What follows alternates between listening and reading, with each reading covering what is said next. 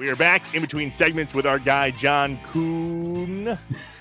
So in honor of this idea of Kuhn, and yes, it's his last name, but it kind of turned into a nickname. We posted a graphic last week on our social channels and asked people, what are your favorite nicknames on the court and or off the court? And so I thought that would be a fun top 5 list. I'm curious to know your favorite top 5 nicknames of guys that played, and I'll give you my top 5 nicknames of people that maybe didn't play, or if they, they did play, we don't know them. And I wrote down a few, but so these are people. First. So these are people. I think like my favorite nickname is Green Bay's Titletown USA. That's also a nickname. I'm cool with that. That right, works but too. You're talking people, okay? Because there's some, like there are cities in Wisconsin. One's like we're the turkey capital of Wisconsin, then one's like we're the turkey capital of the country. Sure. Yeah, and I think we have everybody's got some. Seymour, home of the hamburger, right? There you go. America's not the Dairyland. Festy Burger. America's Dairyland, really good nickname. Yeah, that works for us on our license plates. Yeah. So yeah, and it's I'm trying to. Gosh, there's so many out there, right? Once you start thinking about it, yeah. Oh, yeah. And so I'm going through do I make this timely, right? Because does everybody remember the Alabama Antelope, right? Don Hudson, who was great. Do you remember the U.S. Wisconsin's first Heisman Trophy winner, the horse, Alan Amici? Mm-hmm. There are guys that in the Packer history that were sort of more known by their nicknames than like Johnny Blood McNally. I've never heard anybody just say Johnny McNally. He was always Johnny Blood McNally. Or Buckets Goldenberg. I don't even know what Buckets Goldenberg's first name is. Everybody just called him Buckets Goldenberg. I do know he was a Russian. I don't know if you remember. You knew that? He was a Russian. No. Yeah, he and his family emigrated. He was from Russia, and he lived in Milwaukee. So there are guys like that. Then you have like Reggie, right? The Minister of Defense is terrific. Right. And there's a great nickname. But I don't know that that was one of our nicknames. He brought that with him. Sure. Okay. Right, when he came through. Okay, so, and maybe I guess this guy brought it too. But so if I was going to give you 5. Yeah, give me 5. Okay, so number 5 is Paul Hornung, the Golden Boy. The Golden Boy. Loved Golden Boy. And then when we were home, we saw him over at the Union Hotel. Donnie Anderson, the Golden Palomino. What a great nickname that is. Wow. The Golden Palomino. I think he had that from when he was in Texas Tech. So I love those two. We're Golden Boy, Golden Palomino. Then we go Greek Freak. Yeah, the Greek Freak. We love the Greek Freak. We like kids that like things that rhyme. That's in there. That's great. 2 is just, I think, is an all-timer because I like things that are creative. Obviously, this fit the man's personality, but I don't think there's anything better than Frankie Bag of Donuts. Frankie Bag of Donuts. That was a popular one on the social. What's that?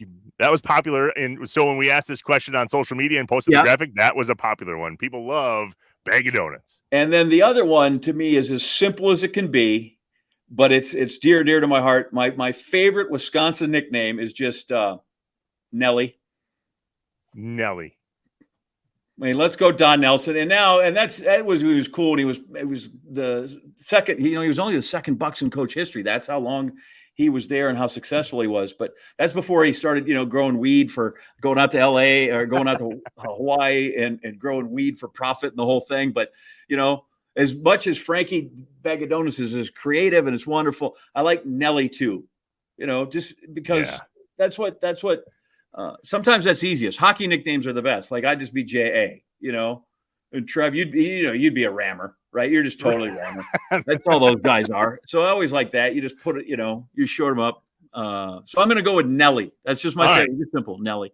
I got it. And so those are people that we would know that played. And so I took the side of, all right, so who are some people that maybe didn't play that we would all still kind of recognize? So here's number 5. And I'm kind of quick along the way here. Number 5 for me is Red.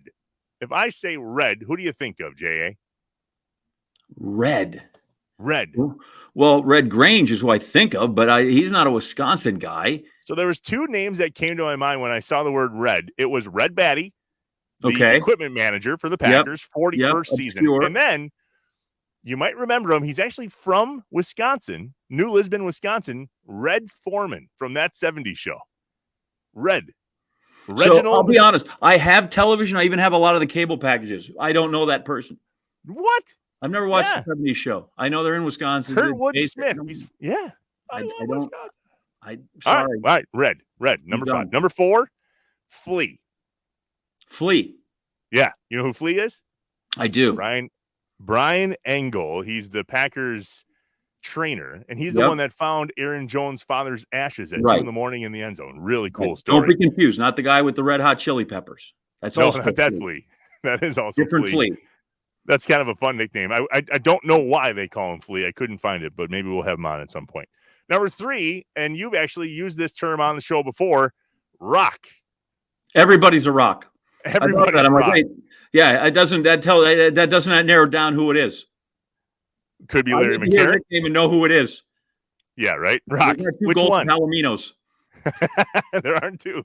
No. Of course, Larry McCarron and Bill Schroeder from the Brewers broadcast, rock. Yeah. Number 2, and I'm curious if you know where it comes from, Bud Selig. Alan Bud Selig. Why do they call him Bud? Don't know. Me neither. Do you know But who his I partner? Do you know who his partner was when he bought the Milwaukee Brewers? He was a car dealer. You know who his partner was? No, tell me. Edmund Fitzgerald, Ooh, the son yeah. of Edmund Fitzgerald, the shipping magnate, who the ship was named after in the Gordon Lightfoot song. Yeah, the regular Edmund Fitzgerald. But yeah, so it was Bud Selig and Edmund Fitzgerald. A lot of people don't know that Bud's not his name. It's Alan H. Bud Selig. Well, Couldn't find it. you should have caught a foul ball when he was commissioner. You'd have figured that out because it said it right on the ball. Alan Bud Selig. Yeah, that's wild. And the last one, it goes without saying, Mr. Baseball, Bob Uecker. I know he played, but can you think of another person that, he's just identified as Mr. Baseball or Mr. Football? I mean, that's us. That's him. And the beauty of it is, right, is Mr. Baseball was a career 200 hitter. Yeah, not great at baseball, actually. 200. That's it, right? He's always said, like, he's talking about, like, you know what, how hard it is to hit 200 on the number? That's what he hit. And Mr. Baseball sitcom? Belvedere? No. Yeah, Mr. Belvedere. He was Belvedere. Okay, yeah, Mr. Belvedere. I think so. Listen, he was, and you know who gave him the nickname, right? Mr. Baseball? No. Johnny Carson.